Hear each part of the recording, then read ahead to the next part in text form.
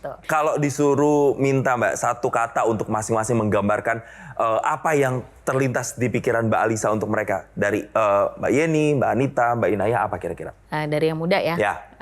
Inaya heboh itu apa namanya? Heboh. Ya heboh gitulah. Ceria.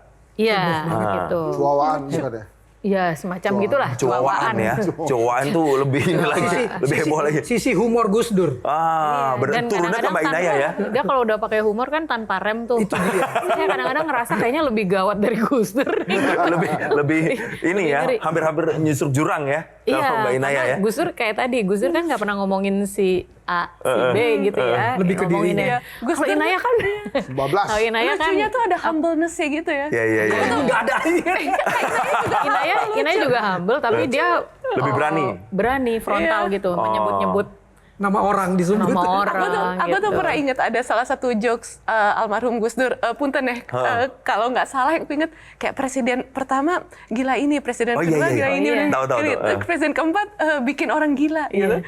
Itu punten ya, aku dengarnya ini kok bercandaan tapi merujuk ke diri sendiri dan ada banyak Iya. sisi humble-nya. Iya. Iya, Kayaknya nggak ada deh presiden yang lucunya tuh se-humble itu. Memang. Yang gila yang milih saya tahu tuh bercandaan itu. Kalau nggak salah kayak gitu kan. Ada jokes, Jokes-jokesnya Ada kayak dua, gitu. itu ada dua memang. Iya kan? Iya, Lucu jadi banget. ada yang milih saya gila, sama saya bikin orang lain jadi gila gitu. mendengar itu. Itu juga nurun ya ke seorang Iya, Inayah ya. Inayah. Jadi Saya heboh suka gitu ya, deg-degan sih cuaan ya.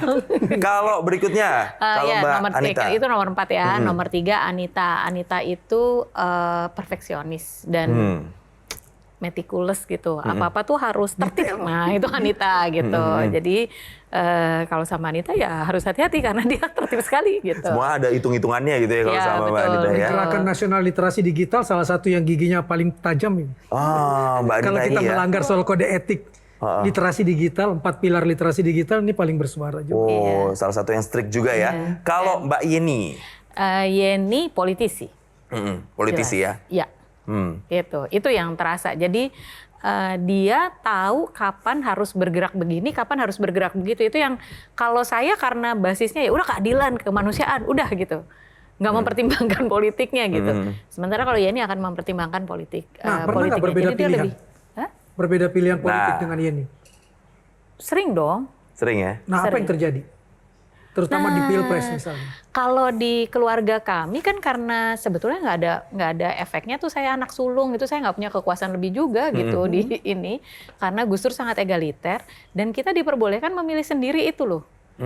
Dan Gus Dur dengan adik-adiknya juga punya pilihan yang berbeda-beda dan mereka hidup bahagia biasa aja gitu.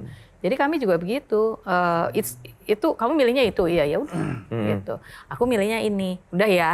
Kita nggak akan saling ngejudge atau saling mempengaruhi, saling memaksa itu enggak. Gitu. Nggak sampai live grup keluarga kan? Kan banyak tuh kejadian kayak gitu kan kalau mau pilpres. Termasuk melarang Gus Durian berpolitik. Kalau itu garisnya Gus Durian. Gus Durian tuh kan membuat kesepakatan-kesepakatan. Iya. Setiap 2 tahun kan kita ngumpul terus kita membuat kesepakatan.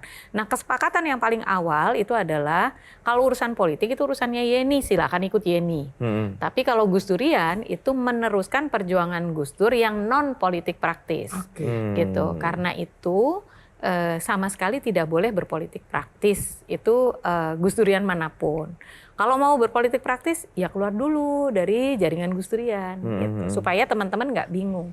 Kenapa sih nggak tertarik banget sama kekuasaan? Anak presiden yang lain tertarik loh sama kekuasaan. Iya Mbak, jalur Luput elit. tetot itu. Luput tetot. Jalur elit. Perubahan itu ditentukan oleh influence. Dan influence itu tidak selalu ada pada jabatan. Tidak selalu ada jabatan. Kita kasih tepuk tangan. Nggak punya jabatan tapi Ya, punya ya. influence, bisa lebih banyak berubah. Itu yang Hari kita ini- bisa Hari ini dapetin kelihatannya ya. ada fenomena kalau nggak menjabat nggak keren. Saya nggak menjabat, saya tetap menilai diri saya. Ini jawaban punchline ya. Singkat saja terakhir dari Mbak Alisa, apa kira-kira quotes atau closing statement yang mungkin bisa kita kasih ke masyarakat Indonesia, terutama di spesial peringatan pergantian tahun baru Imlek ini, Mbak?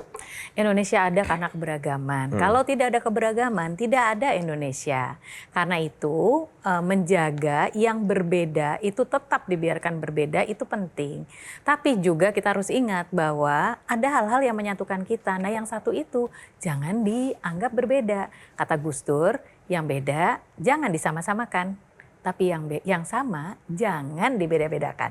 Selamat Hari Raya Imlek. Baik, tepuk tangan untuk narasumber kita yang luar biasa inspiratif kali ini. Terima kasih Mbak Alisa Wahid. Terima kasih panelis, ada Kang Maman, Ciki, dan juga Mas Hensa telah bergabung bersama kami di Q&A kali ini. Karena setiap pertanyaan selalu ada jawaban. Dan jangan lupa untuk kembali saksikan nanti Q&A minggu depan di jam yang sama. Yang pastinya kami hadirkan lagi tokoh-tokoh inspiratif untuk Anda. Dan saya juga mau mengucapkan terima kasih untuk Sarung Gajah Duduk yang sudah menyediakan baju atau busana untuk saya kali ini. Sarung Gajah Duduk, legenda Nusantara yang ada tulisan Arabnya. Sampai jumpa.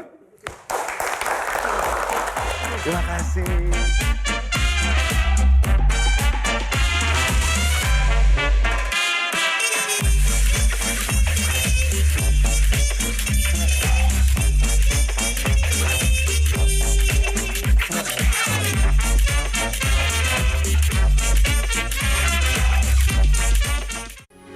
Metro TV. Jelajahi cara baru mendapatkan informasi. Download Metro TV Extend sekarang.